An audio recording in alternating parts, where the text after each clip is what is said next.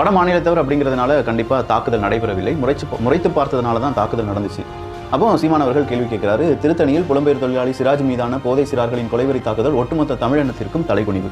திருத்தணி சென்ற சென்னை புறநகர் ரயில் ஒடிசா மாநிலத்தை சேர்ந்த புலம்பெயர் தொழிலாளி தம்பி சிராஜ் மீது போதை பழக்கத்திற்கு அடிமையான, நல்லா கவனிச்சுக்கோங்க மக்களே, போதை பழக்கத்திற்கு அடிமையான 4 இளம் சிறார்கள் கொலைவெறி தாக்குதல் நடத்தியுள்ள கொடூர காட்சிகள் நெஞ்சை உலுக்குகிறது. திராவிட மாடல் ஆட்சியில் கட்டுக்கடங்காத போதைப்பொருள் புழக்கம் தமிழிலம் தலைமுறையை எந்த அளவிற்கு மிக மோசமாக சீரழித்துள்ளது என்பதையே புலம்பெயர் தொழிலாளி சிராஜ் மீதான கொடுந்தாக்குதல் காட்டுகிறது. அத்தனை சமூக அவலங்களுக்கும் அடிப்படையாக இருக்கும் போதைப் பொருட்கள் விற்பனையை தடுத்து நிறுத்தாது வேடிக்கை பார்க்கும் திமுக அரசின் கையாளகத்தனம் வன்மையான கண்டனத்துக்குரியது. வட மாநில தொழிலாளர்களால் தமிழ் மக்கள் கொடூரமாக தாக்கப்படுவது, கொலை மற்றும் பாலியல் வன்கொடுமைக்கு ஆளாக்கப்படுவது எந்த அளவிற்கு ஏற்றுக்கொள்ள முடியாத கொடுங்குற்றமோ அதே அளவிற்கு குடும்ப வறுமைக்காக பிழைப்பு தேடி வந்த வட மாநில தொழிலாளர்கள் தமிழ்நாட்டிற்குள் தாக்கப்படுவதும் ஏற்றுக்கொள்ள முடியாத பெரும் கொடுமையாகும் அப்படின்னு சொல்லி சீமான் அவர்கள் அதற்கான விளக்கத்தை கொடுத்திருக்கிறார்.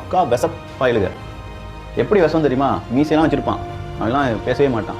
வேற ஒருத்தனெல்லாம் இருப்பான், அண்டான்னு சொல்லி பேர், அவெல்லாம் இதை பற்றி சுத்தமாக பேசியிருக்கவே மாட்டான். இன்னும் கொஞ்சம் பேர் கிடக்கா, நீங்கள் யூடியூபர்ஸ் ஒரு 200-300 பேர் எங்கே பார்த்தாலும் இந்த 200-200ங்கிற பேர்லேயே வருது பாருங்க.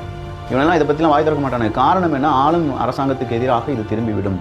போதை அதிகளவு தமிழ்நாட்டில் இருக்குது, கஞ்சா அதிகளவு தமிழ்நாட்டில் இருக்குன்னா எஸ் இருக்குன்னு சொல்லுங்கடா.